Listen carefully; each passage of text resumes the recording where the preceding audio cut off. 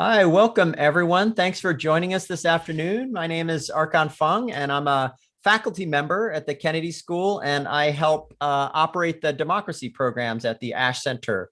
And before we begin, I'd just like to, on behalf of the Ash Center, acknowledge the land on which Harvard sits. It is the traditional territory of the Massachusetts people and a place which has long served as a site of meeting and exchange among nations.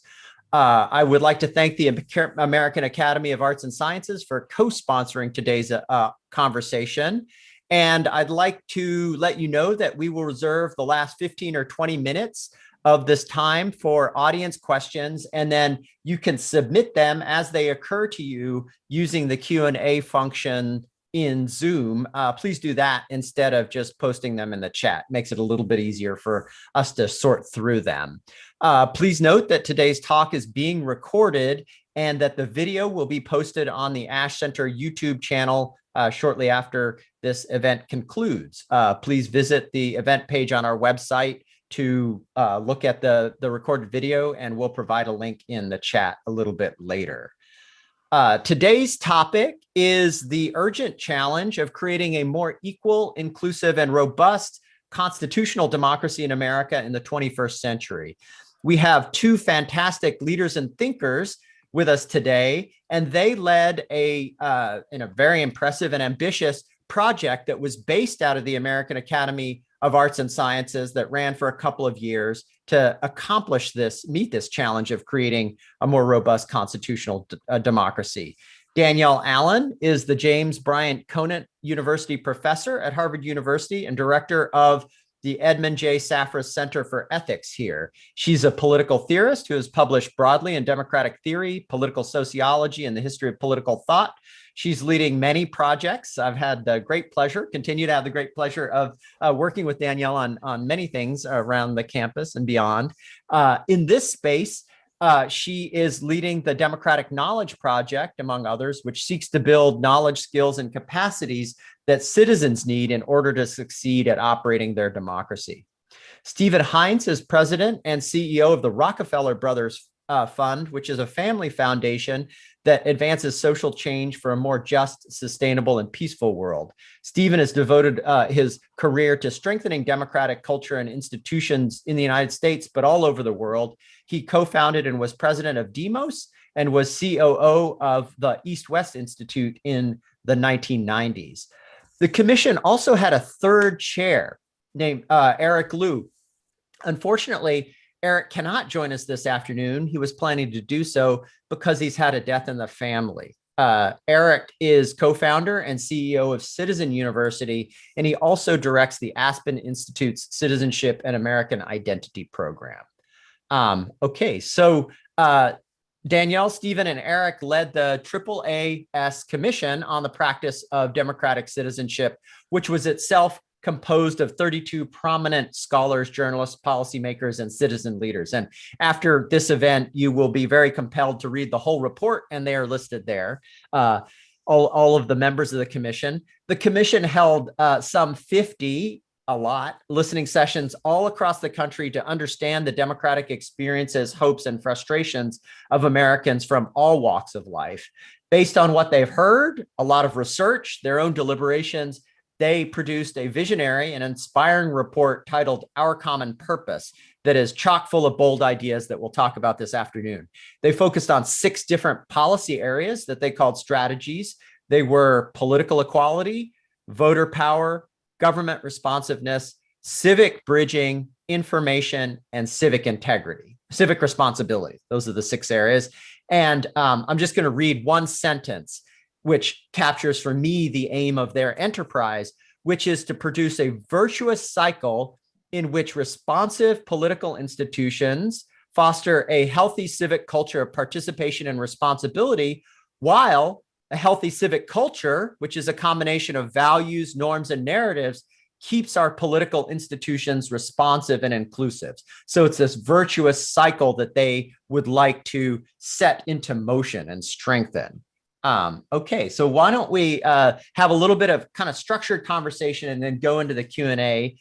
For Danielle and Stephen, the first question here is that about your favorite recommendation. So our common purpose is just really full, dozens and dozens of really interesting and ambitious ideas. So my first question is a little bit like asking you who your favorite child is, but I'd like to ask both of you, each one of you one at a time, to pick your favorite proposal from the report and explain why that one is particularly important to you and to the success of American democracy. So which one? What's the most important idea? Danielle, why don't you go first? Thank you so much, Archon, and thank you for hosting this. It's great to be here with everybody. Your center does such important work for helping us all think through democracy, recommit to democracy. It is super hard to pick one out of the 31 recommendations. The other interesting thing for me actually is the way in which my sense of which one is the most important one has sort of modulated over time. So for me now, it is the recommendation that we adopt universal voting. So this is the policy for mandatory voting a la Australia. I believe that we've reached a point in the country where we no longer have certainty that the entire country is committed to universal suffrage. And I believe we have to call the question, and that a way to do that is to say, okay, let's go ahead, just call it universal voting. Voter duty is the same thing as jury duty. It's a part of what is expected of us as citizens. And then the technical question is just how do we get ballots to people's hands and back safely? And it's purely technical because the job is just to get all those ballots in there because we have universal voting.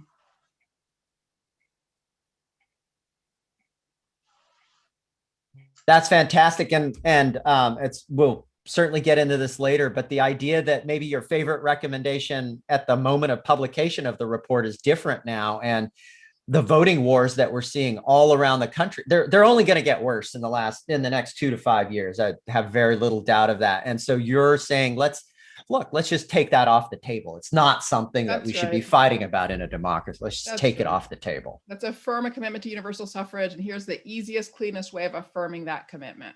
Yeah. Yep. Fantastic. Good. Stephen, over to you. What's your favorite child of the 31? You're right. This is a nearly impossible question to answer. But first of all, Archon, thank you. That was a terrific introduction. That was one of the best short introductions of this work that any of us have heard or given. So thank you very much.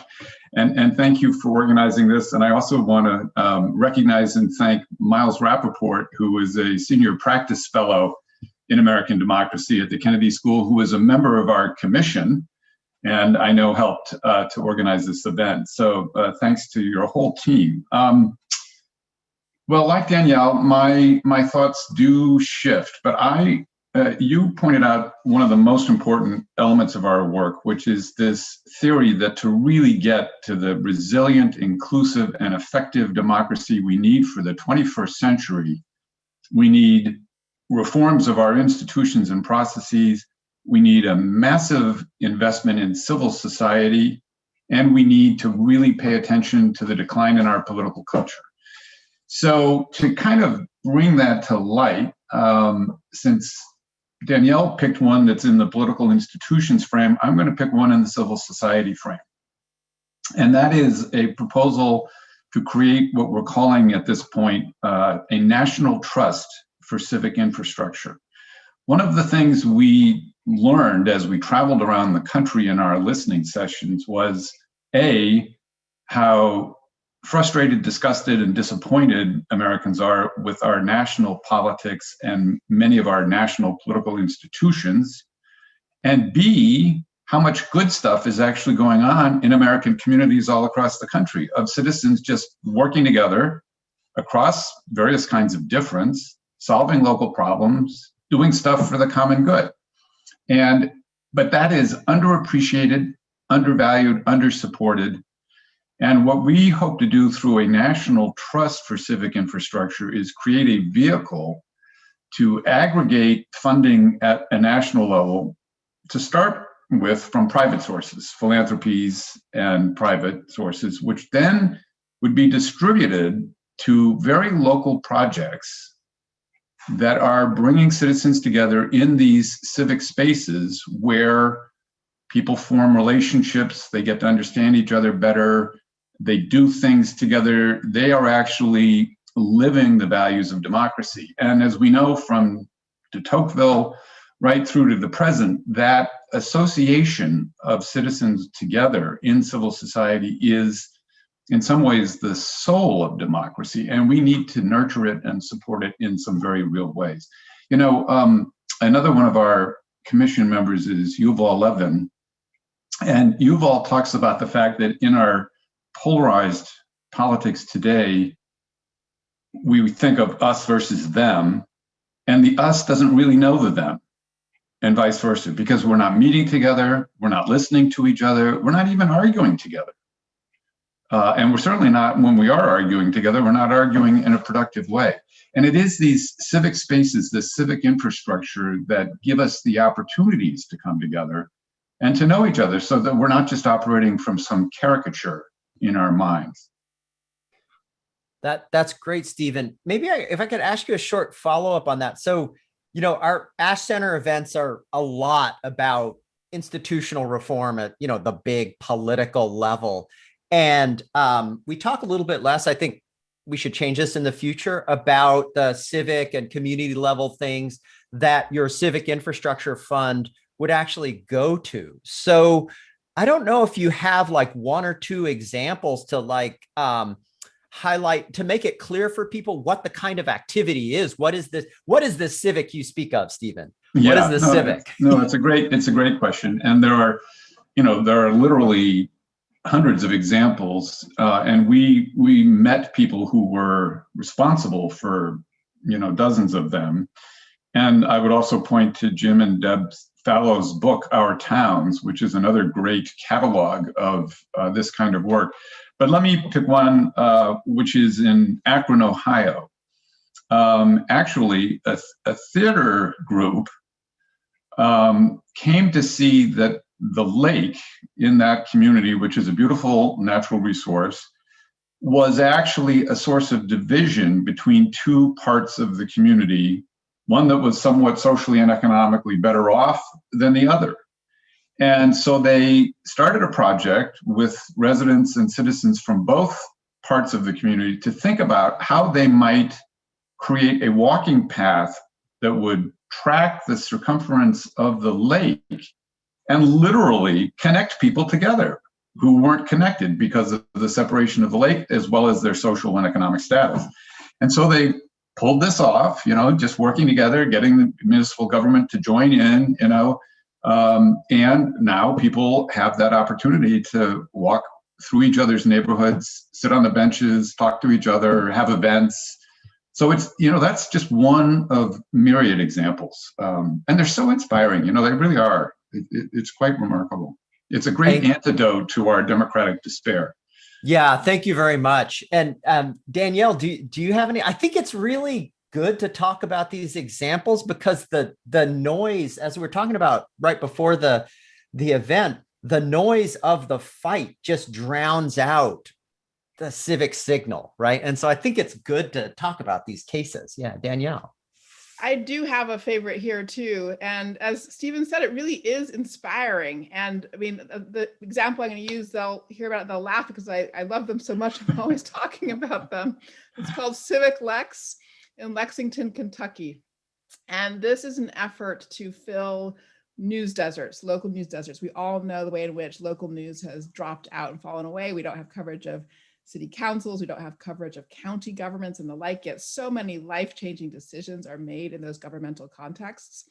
They've done a number of things that are really visionary. So in the first instance, they have gathered philanthropic resources together to find a base to start delivering news on digital platforms for their community, investigative journalism, explanatory journalism, but they've changed the frame of the news. They don't report on what has been done. They report on the agenda that's coming so that people have time to learn what the issues are and get engaged and actually track the kinds of decisions that are being made. And then the other thing that they do, in addition to sort of forward reporting as opposed to backward reporting, is they bring public officials, whether elected or appointed, together with members of the community, but with the rule that there are never more than 7 members of the community for every public official. And in that way, they're putting people's focus back on issues of relationality. What kind of relationships do we have with each other? So I think of them as sort of taking a kind of social media concept of digital platforms, news provision and sharing, and replacing it with the civic media concept. So if social media is like permanent middle school where there's just like tons of bullying and trolling, let's replace that with civic media where we've actually designed in intentionality about healthy relationships and the like. And that's, what they've done. I think it's real service for their community. It's a model that could be spread all over the country. And as Stephen said, it's just, this was the joy of doing this work, was discovering that solutions are emerging out of our despair. People are coming together and finding pathways for hope. That is fantastic. Thank you. I was talking to, she might be actually in the audience and was on the commission, Carolyn Lukensmeyer, last week. And it's, she was just like kind of going through dozens and dozens and dozens of these groups that are doing this stuff in communities, but it's just hard to have visibility unless you do what you did, which is actually go out and listen to them, and which is fantastic. Good. Okay, so this, I have a question for Danielle. We haven't gotten actually an opportunity to sit down to talk about some of the work that you've been invested in or very passionate about. So I'm going to use this very public forum to ask you that's about some of that. So the commission focused on civic and political culture, right, is very important. And you've been very deeply invested for years now. And it feels like the commission work is an accelerant on that strand of your work in trying to strengthen education for democracy in the public schools of Massachusetts and now all around America. And so how's that going? What do you think are the real bright spots in that civic education and curriculum reform that you're working on? And what are some of the speed bumps and challenges that you're trying to navigate? Archon, I appreciate that. It's good to get a chance to talk about it. No, it's going really well. And so it's true, I have been committed to civic education for a long time. And then it had a few different accelerants. I mean, after the 2016 election, I was amazed at how many adults, sort of, grown-ups, so to speak, people over 40 even, were calling me and sort of saying, well, what can I do? How do I get involved? And they really honestly didn't know where to start in terms of acting as a democratic citizen, didn't know how to hold a community meeting, didn't know, just how to think about using a committee to move an issue forward in their community and the like. And so I just sort of acquired this deepening sense of the need to sort of plug a gap in our knowledge and learning around civic education. And then I had this aha moment. Okay, this is a very university context story, but I was at one of those end of the year tea parties with fellow colleagues at Harvard. And it was one of those moments where some of us in the humanities were kind of gathered around and saying, oh, these kids, they don't know anything anymore. They can't read, blah, blah, blah, the terrible things we do. And two other colleagues, a mathematician and an economist, wandered up and they said, what? Are you kidding? We're getting the best prepared students we've ever gotten in our careers. And that was like this light bulb moment for me when I realized that all of our investment for the last decades in STEM education has worked. It's worked. It's given us a student body that is prepared in STEM and a student body that's not prepared across the fields that support civic understanding and civic learning. So I really dug in then and indeed discovered that it's currently the case that we invest $50 per kid per year of federal monies in STEM education and 5 cents per year per kid of federal monies in civic education. And so, yes, I mean, we have been building civics curricula here in Massachusetts. We were fortunate that in Massachusetts, people understood the need for this. And so we have a new policy framework that requires a year-long grade 8 civics course. And the student response is really extraordinary. There is a huge hunger and appetite. Young people want to understand the world around them. It's challenging too when you bring, current events into the classroom, much as you try to scaffold it, create spaces for civil disagreement and civil dialogue. It can be hard and challenging. And I think the hardest work to build out civic education again is really going to be helping schools engage communities and build up kind of comfort level with the idea that there's disagreement in the classroom and kids are going to talk about hard things and they can have the space themselves to be authentic and make their own judgments about what matters to them, and that they need community support for doing that. So I think that's where the challenge comes in, is really, again, building that commitment among families to let our kids have that space to make their own judgments, come to their own conclusions and the like. But the young learners have such an appetite for civic learning and understanding. It's really very moving, in fact. Oh, that's fantastic. The idea that helicopter parenting and around disagreement probably isn't the best thing for democratic education. Right. We need it, right. Yeah, that's important. Well, thank you very much for that. That work is just incredibly important. And, were we able to, I love the analogy of extending the STEM success into our civic life and democracy, which, we can put a rover on Mars, right? But we can't run an election. It's like not so good, right? So I want to talk about a different area of the report now and ask Stephen a question, which is about one of the early recommendations that is very striking in its ambition, is to enlarge the size of the House of Representatives, right? And so it falls under your first strategy of the report, which is around increasing political equality. So why is that an important, given how difficult it seems like that would be, why do you rank it as an important priority? What would it accomplish? And then how do you imagine support building for it? Yeah, well, thanks. If I hadn't talked about the National Trust for Civic Infrastructure, I might have picked this one as my favorite one for a variety of reasons. And Danielle is there too. First of all, it's not actually technically that hard to accomplish. In fact, it can be done by an act of Congress. Until 1929, the size of the House of Representatives expanded proportionately with the growth in American population. It was only in 1929 that Congress passed a law saying that the size of the House would be capped at 435 representatives. And it is now not what the framers had intended. When the framers constructed the US Congress as a whole, a bicameral legislature, they had two chambers, an upper chamber, which was to be the more aloof, deliberative, elite chamber, and the House, which was truly to be the people's chamber and to be close to the people they represented. And in the beginning, each member of Congress represented roughly 35,000 constituents. Today, a member of Congress represents something like 770,000 constituents. So the quality of representation declines as that ratio continues to grow. And so that is one motivation for expanding the size of the House, is just to make representation a closer relationship between the elected representative and her or his constituents.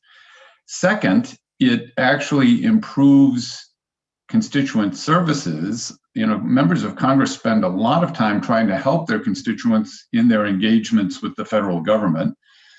And with that kind of huge population to serve, the quality of constituent services has also declined. And the other thing is that we have a growing problem of representation in the United States Senate that is fixed in the Constitution. And because each state gets 2 senators, as our population continues to grow more urban, by 2040, 70% of Americans will be represented by only 30 US senators, and 30% of Americans will be represented by 70 US senators. So the Senate is a serious problem when it comes to a representative democracy, and a really tough problem to fix. The House, on the other hand, which was always designed to be the people's chamber, the more representative chamber, can be fixed by legislation. And there are a lot of different formulas that we have a working group that the Academy has pulled together to study this a little bit and to offer some more specific ideas about how it could be implemented. And they're doing some really interesting work. We have several members of Congress who are ready to introduce the legislation. And so, is it going to happen in this Congress? I doubt it. But is it one of those recommendations that is really great to get into the public discourse and get people thinking about? Absolutely. And it has one other really important benefit. We had a very diverse commission, including perspective diversity or ideological diversity, people from left, right, and center. And getting a consensus on these recommendations was, a task. It was a pleasure, but it was a task. And we didn't get consensus on everything we debated. And one of the things we didn't achieve consensus on was doing away with or restructuring the Electoral College. But enlarging the House also changes the Electoral College, because the Electoral College is based on the total number of members of Congress from each state, your House members plus your senators. So if you expand the size of the House, you will be adding electors, and you'll be adding electors in populous states. And so it has an effect of diluting some of the distortions that currently plague the Electoral College. So it's a winner. In my view, it's a winner all the way around. Oh, that's that. Can you elaborate on that just a little bit more? So you were able to get some sort of agreement, if not unity, a relative consensus within the commission for expanding the House of Representatives, which obviously would expand the number of electors in the Electoral College, but not for Electoral College, because it seems like at the level of, kind of presidential politics, the implications for the enlarged House would be obvious. And so if I were like really concerned with preserving the Electoral College, that seems like it would be enough reason for me to object to the expansion of the House as well. But you're saying a bunch of commissioners didn't think that. Right, because it doesn't either do away with the Electoral College or completely eliminate the original purposes of the Electoral College. It just dilutes it somewhat to create a more contemporary, I think is the way I would put it, a more contemporary iteration of the concept of an Electoral College that was originally designed in the 18th century. Oh, that's really interesting. And I just wanted to highlight, for the audience, Stephen, what you said at the first, that the commission, and Danielle was nodding in vigorous agreement, I think, was very concerned with just the sheer ratio of citizens to representatives, right? And it's not just that you elect somebody to represent you, it's how many people are in your unit. And if I had thought earlier, I would have, done a Zoom poll about like how many people have met their member of Congress in this Zoom room right now. And my guess it would be vanishingly small. And your suggestion for the reform of the House of Representatives would likely change that. It would just make it easier for us substantially easier, right? 20 times easier, by the ratios, 35,000 to 750 to actually know our member of Congress at least a little bit. Right. Yeah.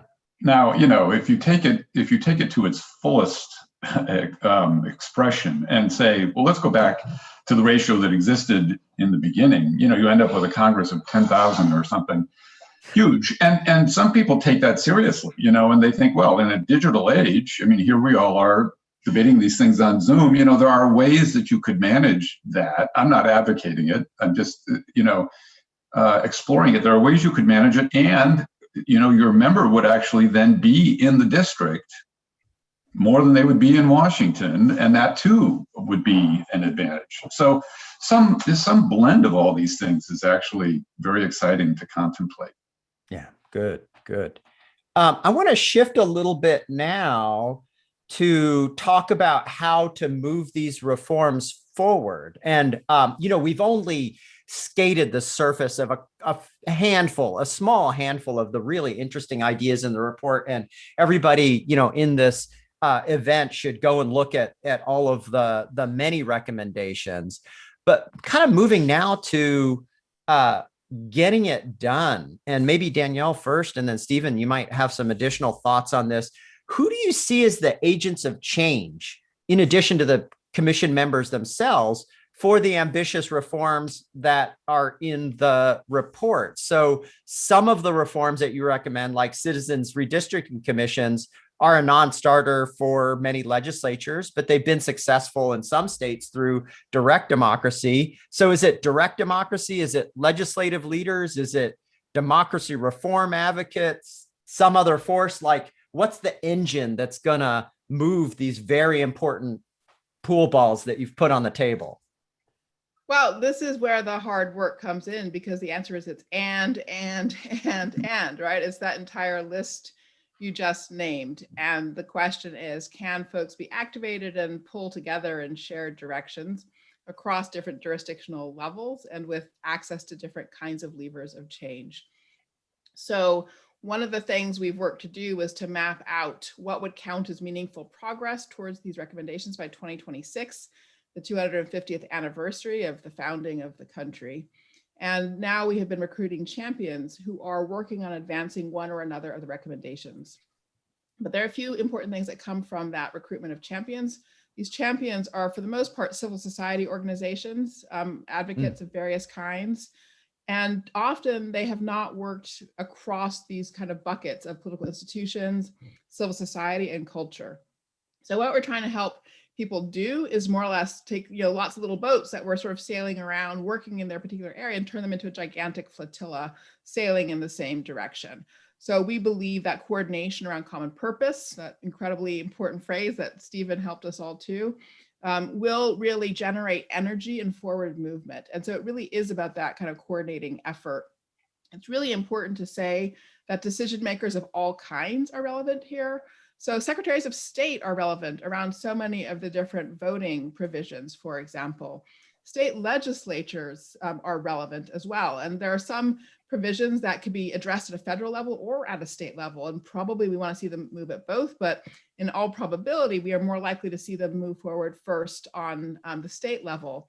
Or take, for example, the single constitutional amendment that is in our mix. We worked really hard to find things that were simultaneously bold and feasible. So in each case, we wanted to figure out how to achieve the maximum impact with the sort of least pull needed in order to get there. So only one constitutional amendment, that one would undo the impact of Citizens United by establishing that corporations in effect are not natural persons. And so there's room to regulate campaign finance with regard to corporate expenditure. And this is moving forward via ballot proposition, right? So in Massachusetts in 2018, there was a ballot proposition that moved this forward, set up a citizens commission. And now, there's text of an amendment that's actually being mooted in different states around the country. So it really is about actors at all different jurisdictional levels. Again, trying to get that flotilla sailing in the same direction with an orientation toward common purpose. Yeah, very good. Great. Stephen. I don't really have much to add. I agree exactly with what Danielle has said.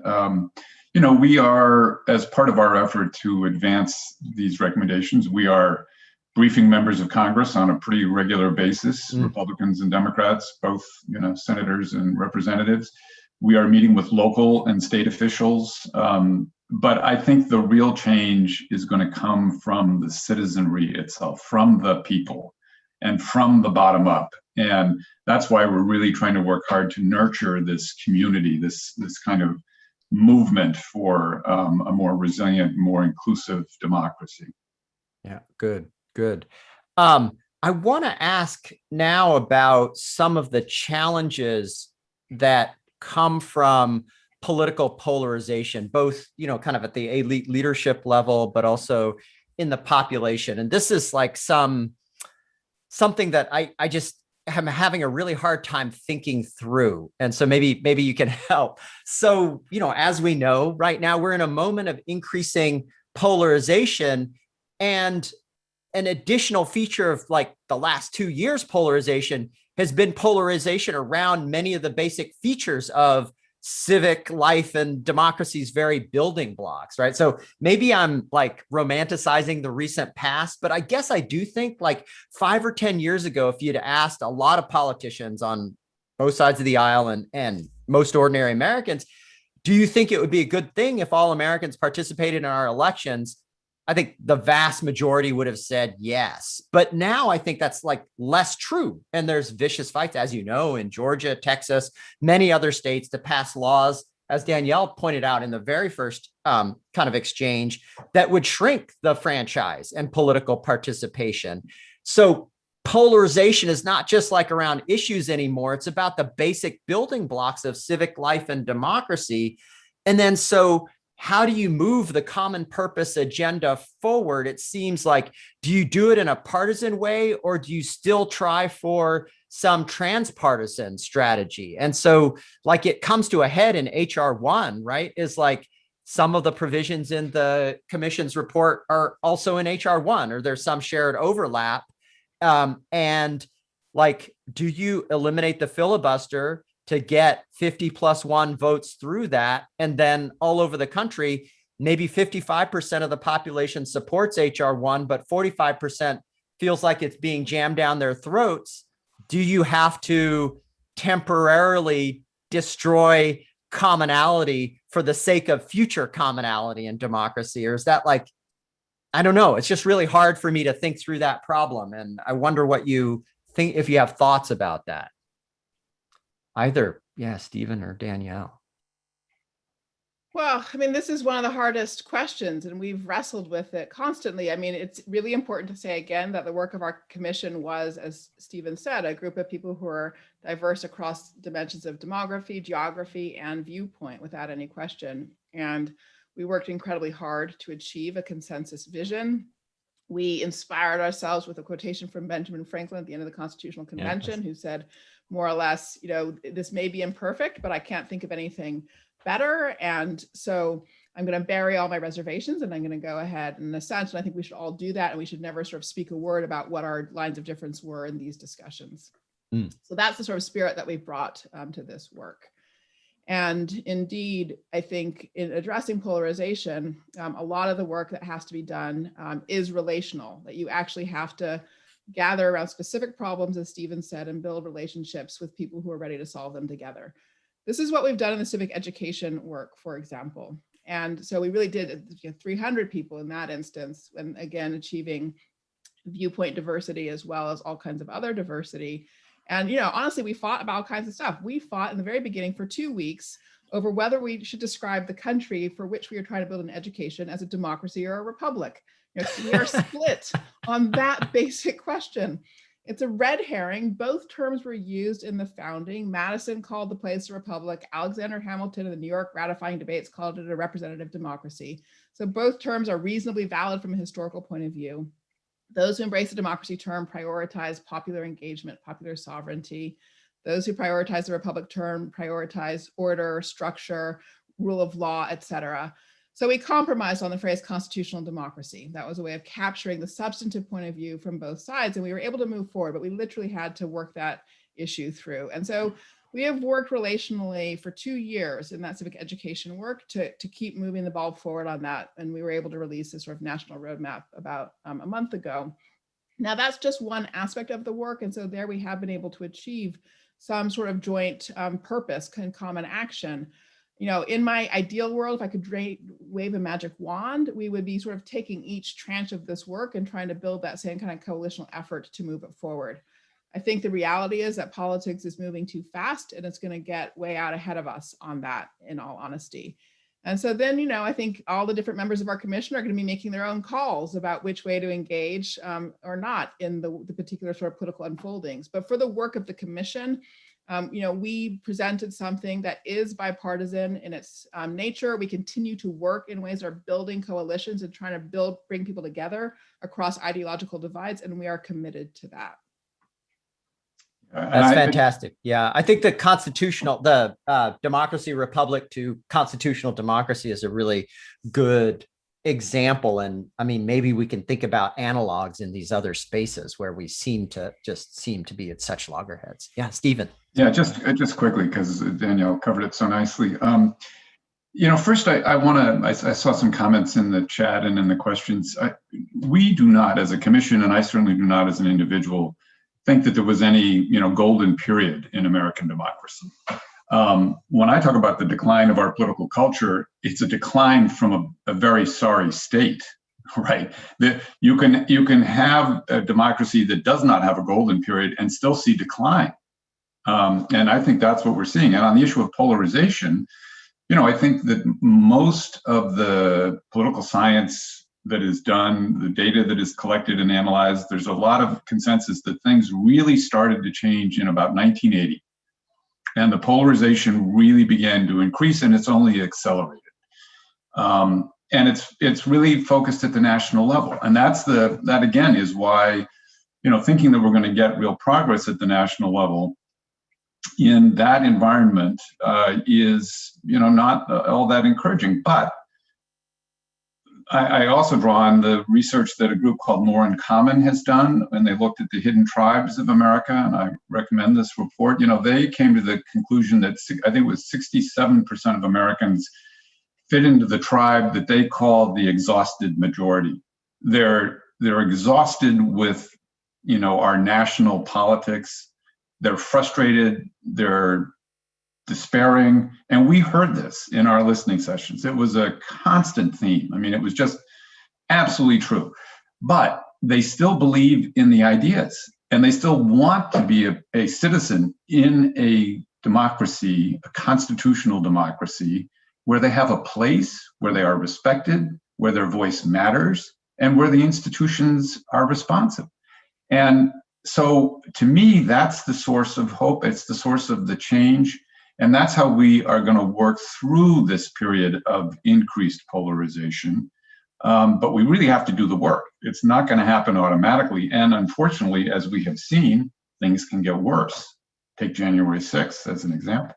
Yeah, no, that's good. And I want to take up some of the questions now. And there's a question, there's several people want to know more about ranked choice voting, which we haven't talked about yet. It is a recommendation of the report. And I think some of us, certainly me and I know a lot of people find ranked choice voting really appealing because it loosens up the first past the post, and it's no longer, just two horses in the race. And so maybe it allows for more complexity in politics, and that institution would help out with the civic project by allowing people to politically discover more commonality. But like either Danielle or Stephen, do you want to could you spend a minute or two talking about how your deliberations were on ranked choice voting? Happy to, or Stephen, do you want to? Oh, go ahead.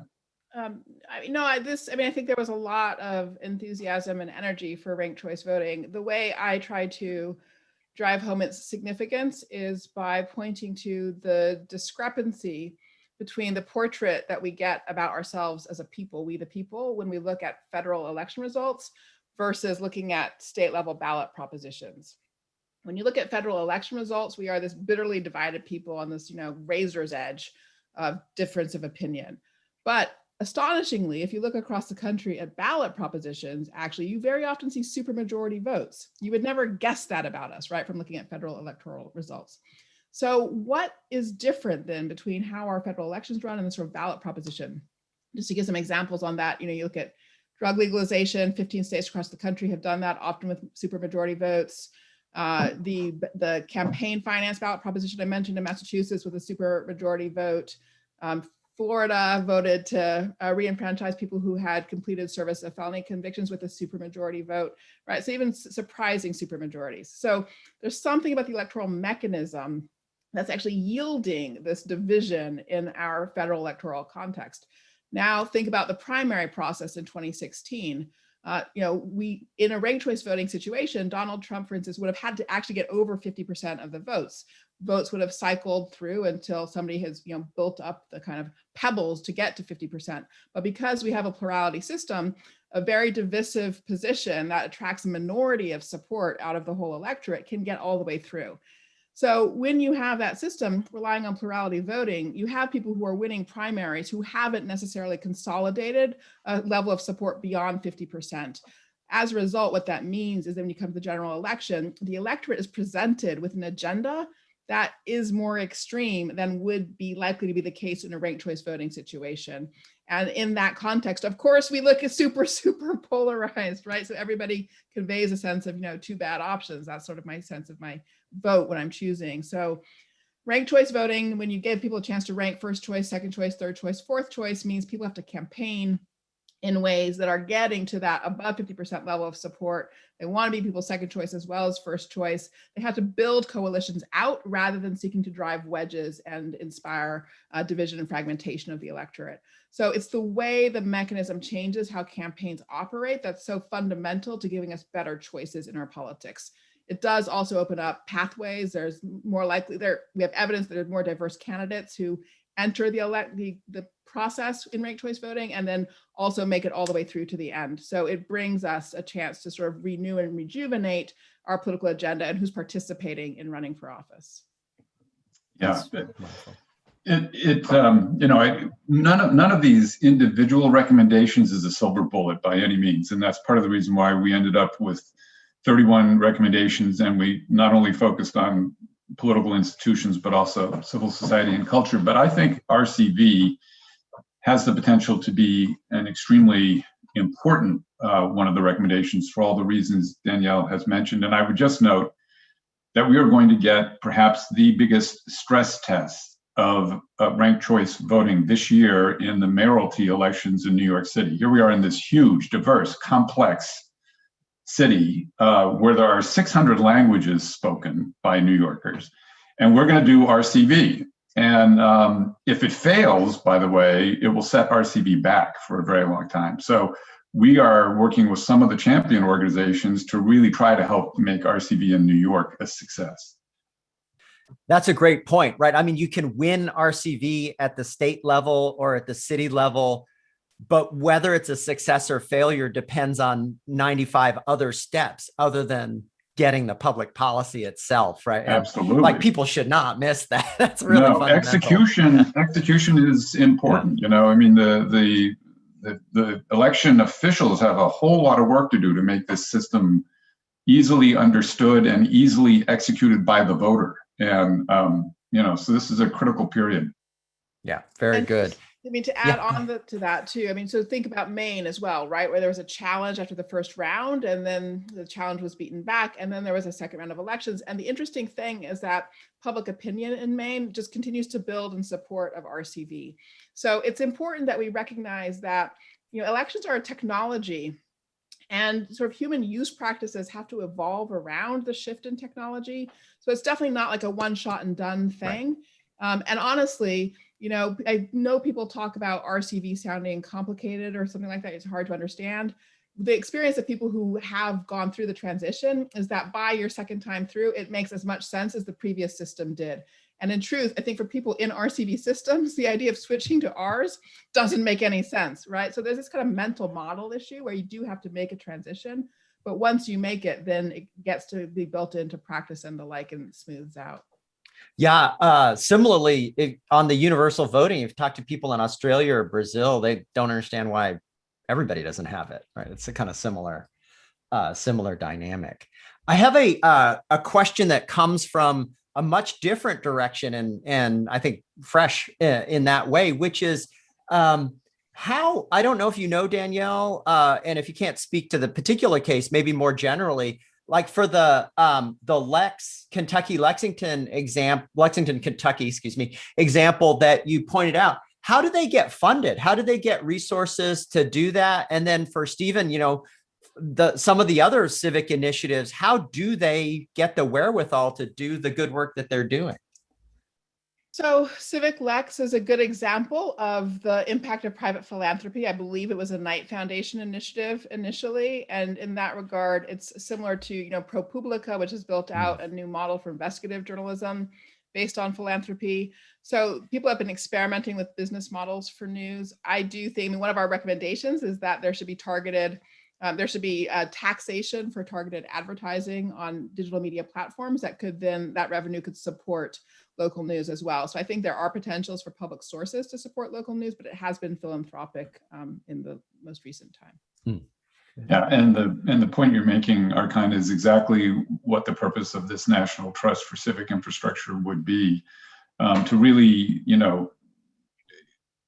manage a campaign to raise a lot more money to go into this kind of work and to demonstrate, to actually really do this carefully and to monitor and evaluate the projects over, let's say, a 5-year period, and then to report back to the donors with the hope that at some point, this is something that we might even get the US Congress to appropriate funds for. You know, the US Congress every year appropriates $300 million, some years more, some years less, for the National Endowment for Democracy.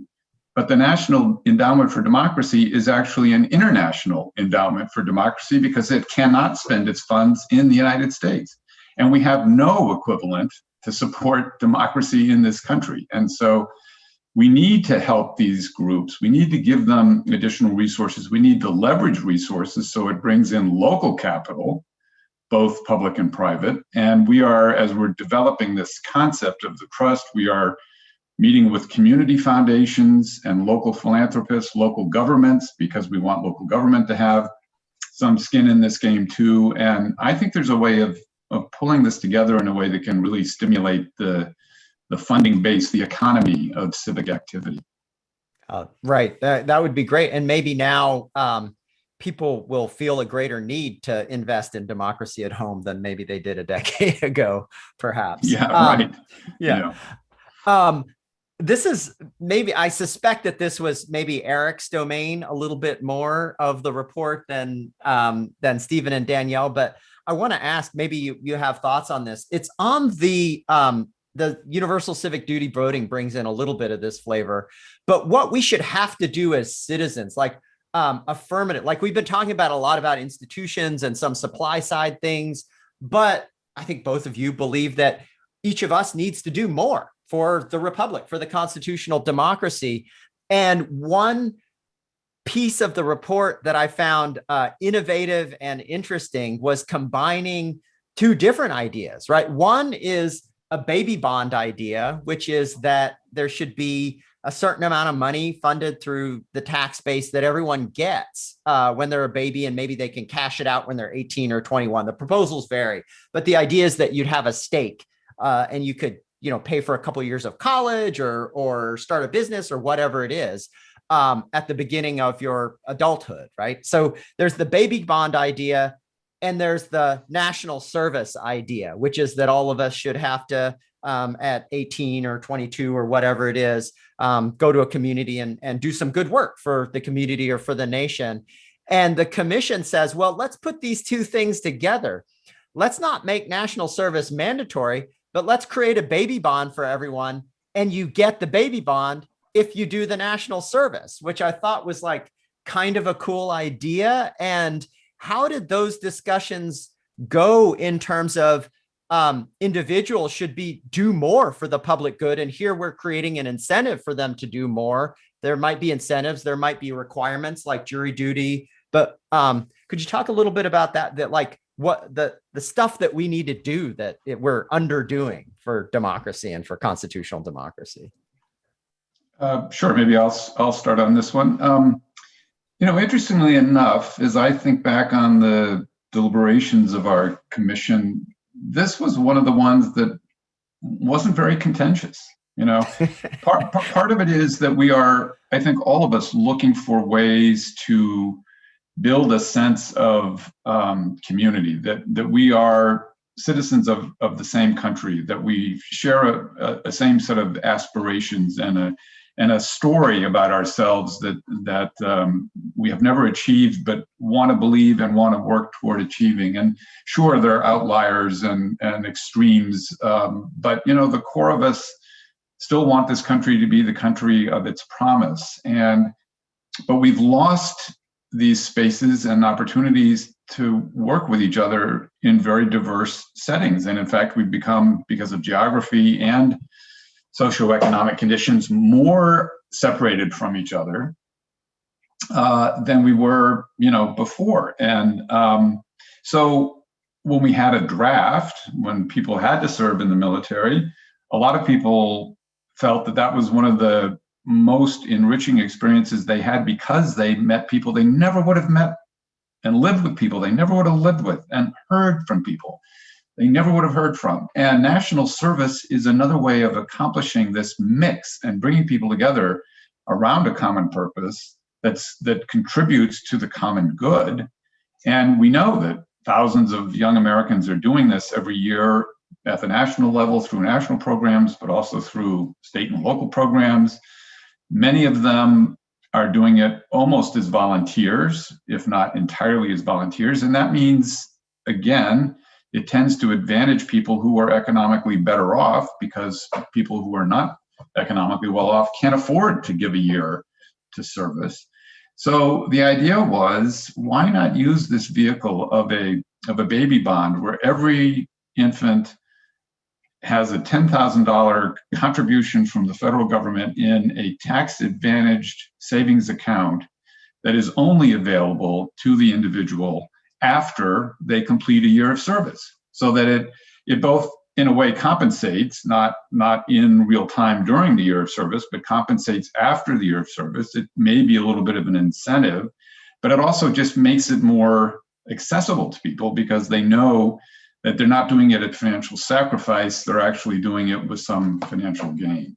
I don't think it erodes the overall ethos, which is really the service ethos, but it does recognize that there are economic realities in our society that we can't overlook, and that the economic realities are a source of polarization and division too. So this was one where there was just a wellspring of support.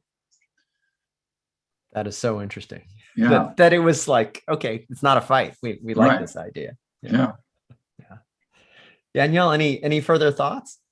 No, Stephen's got it exactly right. I think the only other thing I would add there is that that bringing up that recommendation brings us back to the lovely point you made at the very beginning about how the first gift the report offers is this concept of the virtuous circle, linking healthy institutions, a civil society that supports bridging and healthy information ecosystem, and then our culture.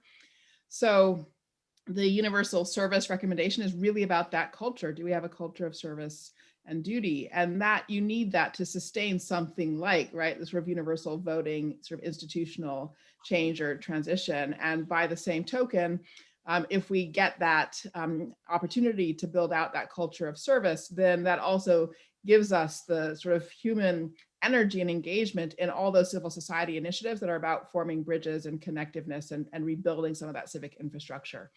So it's really important to see how the recommendations work together.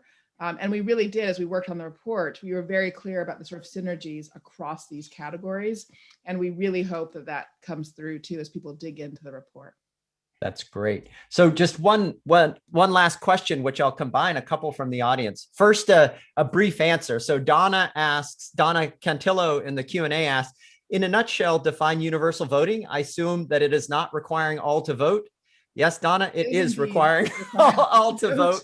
With the proposal is for a small penalty, two things, a small penalty for not voting. You'd have to make it very, very easy for everyone to vote. And then finally, you'd have to have lots of options on the ballot, like none of the above, write-in, I'm just showing up, but I think the system is illegitimate, whatever, a bunch of options that allow people to express themselves, and their duty is to actually show up, not necessarily to vote for one of the two major party candidates. So it is indeed requiring all to vote. Just as we do with jury duty, right? Yeah. That entire structure is exactly how jury duty operates. There are penalties for failing to show up if you've been called to serve, and we educate jurors on what it means to be a juror. You go your first time, most states show you a video about why we have juries and what the role and responsibility is, and then yes, then there's a service to fulfill. Yeah, good. And the last two questions I'll combine as the last, and then you can please offer any concluding thoughts, because we're running out of time. These both have to do with trust and bridging. So I think it's very much in line with the concerns and deep passions and motivations of you and the other commissioners. The first is about the commission itself, and the second is about society. So Adam asks, I love the idea of bringing people from across the political spectrum together to work on projects. For the Common Purpose report, how did you recruit participants from the left, right, and center? And was it easy or difficult? And how did you choose participant, right? Just like that very exercise of like, who's going to be able to have this conversation in this moment? And then the second question, which I can't find the person who asked it, but basically it was a question of how do you move forward with the commission recommendations and anything actually in areas in which trust between government and citizens has been broken, in which there's like an environment of distrust. And so I know that both of you are deeply concerned with obviously trust in your organizations and in the commission, but then also more broadly. So maybe those two questions as the wrap up. So maybe I'll start on the recruitment piece, and then Stephen, you can take the trust piece. Should we? Oh, you're going to give me the hard one, huh? Exactly. So it's honestly, it's pretty basic. That is, we started out, first there were 2 people, then there were 3, then there were 4, then there were 8. And each step along the way, we said, who's not here? Who's not here? And that mattered for demographic diversity. It mattered for geographic diversity. It mattered for professional point of view. It mattered for viewpoint diversity. So each time, okay, who's not here? What do we need? And then thinking about, okay, well, who are the folks we need? Or if they're not available, who do we know who's the best conservative thinker on X? Who do we know who's the best at this? Talk to them. Who do they know? Who do they know? And if they're not available, who do they know? So it's just that snowball work, it's what in social science people call, snowball sampling. You just like keep building your sample out until you have enough in it. And that's what you have to do. And you always have to ask who's not here, who's not here, who's not here. And then keep repeating the process, tapping into everybody's social networks, because none of us have a social network big enough to bring in all the perspectives that we need. Yeah, exactly. And it took us, by the way, about 4 months. We started the planning process in the late summer of 2017, and we didn't have the first commission meeting until the very beginning of 2018 because we really had to work at this. So on the issue of trust, clearly this is, in some ways, the fundamental problem in our democratic society at present is that we have lost trust in our institutions. We've lost trust in our processes, and more disturbing, at least in my own estimation, it's pretty clear that we've lost trust in each other as fellow citizens, especially when it comes to national politics. I mean, the polling data about how people don't trust each other, don't trust their neighbors to make the right decision on questions of national politics. And that we increasingly don't treat each other as political opponents if we're in one party versus the other. We treat each other literally as enemies. And that this is getting to be visceral as well as political.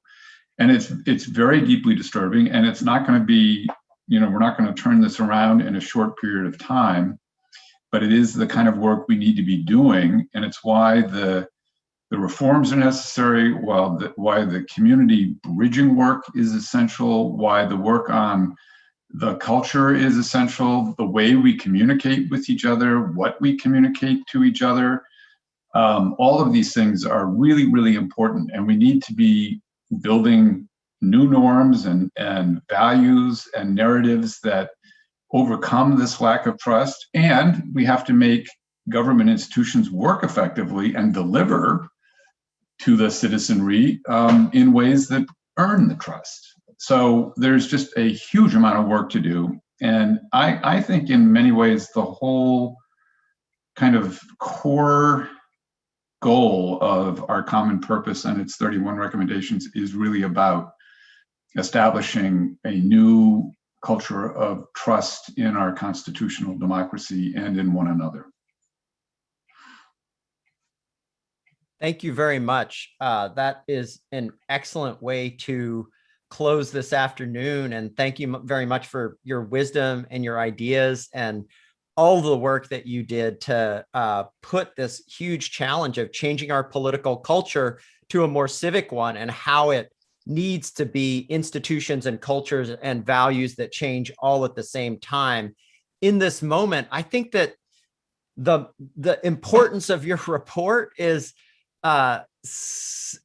probably even more significant in this moment in 2021 than you imagined when you were embarking on the enterprise in the first place. And it's important because the civic mission and objective is important. And it's important because so few other voices are really articulating this need and how to get there. So on behalf of the whole audience, thank you very, very much for the work that you've done, for sharing it with us, and for helping us to understand and helping us to join with you in this enterprise.